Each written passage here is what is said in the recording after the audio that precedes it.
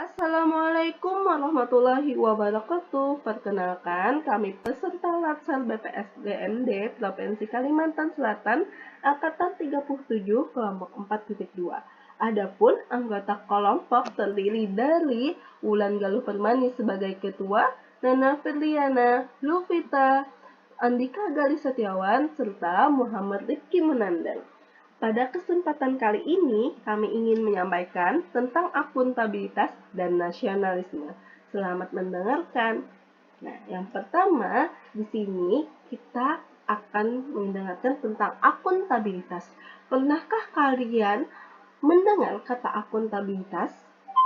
Ya, pasti kalian sering mendengar kata akuntabilitas. Tapi tahukah kalian bahwa ternyata banyak orang menyamakan akuntabilitas dengan responsibilitas.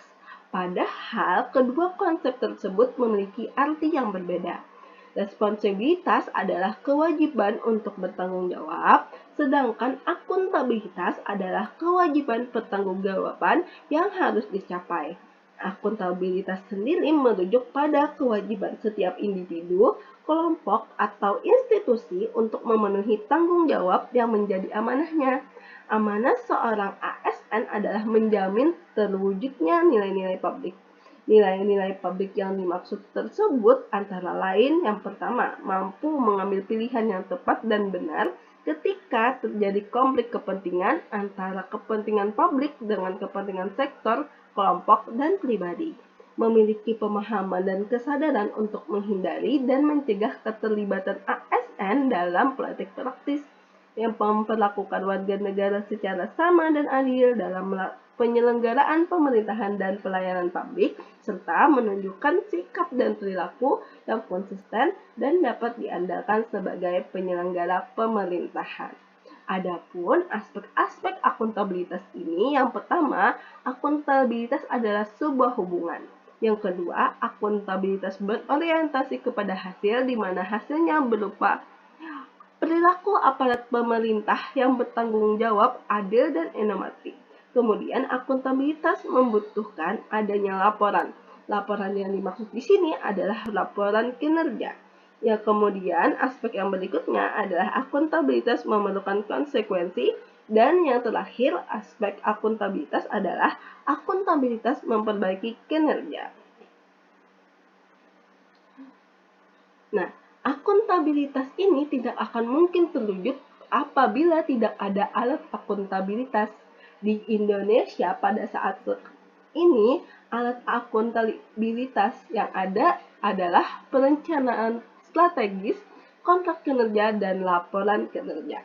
Nah, dalam menciptakan lingkungan kinerja yang akuntabel, ini diperlukan yang pertama kepemimpinan, yang kedua integritas, yang ketiga keadilan, yang keempat transparansi, yang kelima tanggung jawab, yang keenam kepercayaan, yang ketujuh keseimbangan, yang kedelapan kejelasan, dan yang terakhir konsistensi.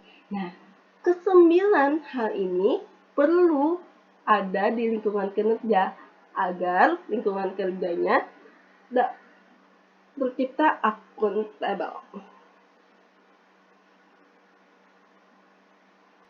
Adapun langkah-langkah yang harus dilakukan dalam membuat framework akuntabilitas di lingkungan kerja ASN, yaitu yang pertama, tentukan tanggung jawab dan tujuan. Yang kedua, rencanakan apa yang akan dilakukan untuk mencapai tujuan.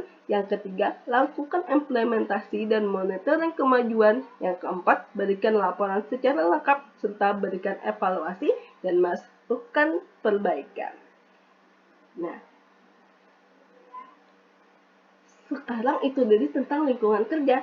Sekarang bagaimana ASN yang akuntabel?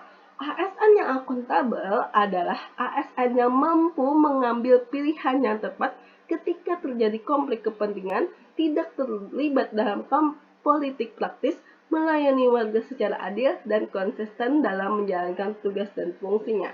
Dan dalam pengambilan keputusan sendiri, seorang ASN harus mengambil keputusan secara akuntabel, di mana pengambilan keputusan secara akuntabel itu berarti dapat membuat keputusan dan tindakan yang tepat dan akurat. Terima kasih. Baik, selanjutnya saya akan menjelaskan tentang nasionalisme untuk aparatur sipil negara. Banyak cara untuk menumbuhkan semangat nasionalisme, mulai dari menyanyikan lagu-lagu nasional, sampai melihat pembukaan proklamasi secara langsung di Istana Negara. Namun, menunjukkan nilai nasionalisme tak semudah menumbuhkan semangatnya.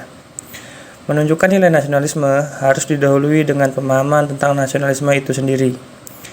Nasionalisme sangat penting bagi seluruh warga Indonesia, apalagi bagi aparatur sipil negara.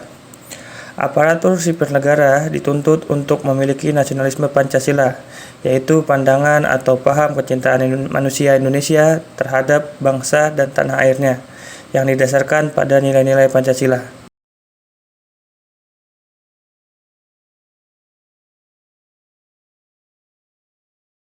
Nilai yang pertama adalah ketuhanan. Sebagai jati diri bangsa, pada nilai ini Indonesia adalah bangsa yang agamis.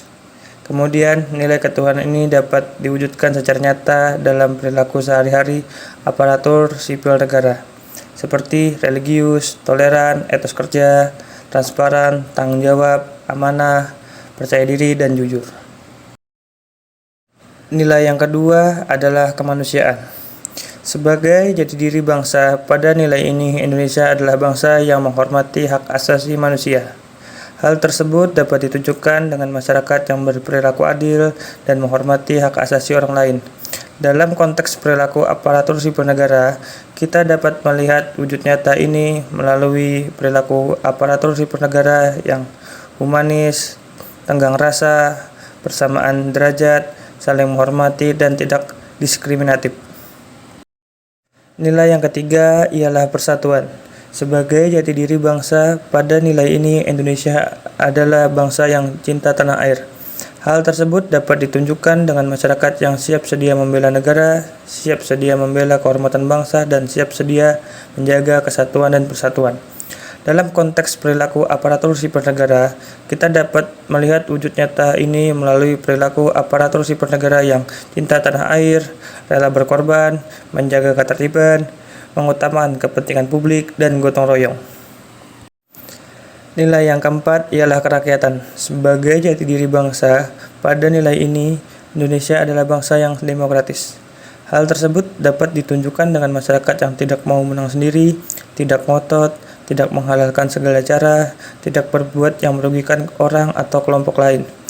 Kemudian nilai kerakyatan ini dapat diwujudkan secara nyata dalam konteks sehari-hari aparatur sipil negara, seperti melakukan musyawarah mufakat, kekeluargaan, menghargai pendapat, dan bijaksana. Terakhir adalah nilai yang kelima, yaitu keadilan. Sebagai jati diri bangsa, pada nilai ini Indonesia adalah bangsa yang menjunjung tinggi kebersamaan. Hal tersebut dapat ditunjukkan dengan masyarakat yang tidak mementingkan diri sendiri, kelompok, atau golongan, memperhatikan nasib orang lain, gotong royong, dan seperti peribahasa ringan sama dijinjing, berat sama dipikul. Kemudian, nilai keadilan ini dapat diwujudkan secara nyata dalam perilaku sehari-hari aparatur sipil negara seperti bersikap adil, tidak serakah, tolong-menolong, kerja keras, dan sederhana. Maka dari itu, nilai-nilai Pancasila adalah hal yang sangat penting bagi aparatur sipil negara. Apapun profesinya, dimanapun berada, dan bagaimanapun kondisi lingkungan kerjanya, jika kita sudah punya nilai nasionalisme Pancasila, tidak ada yang harus dikecewakan, tidak ada yang harus disesali. Selagi nilai-nilai itu masih tertanam dalam diri, apapun masalahnya, aparatur sipil negara harus bisa memberikan solusi demi kemajuan bangsa. Sekian podcast kami tentang akuntabilitas dan nasionalisme bagi aparatur sipil negara. Kami dari kelompok 4 latihan dasar calon pegawai negeri sipil angkatan 37 Kalimantan Selatan. Apabila ada kata-kata yang kurang jelas dan kata-kata yang kurang berkenan, mohon dimaafkan. Sekian, terima kasih.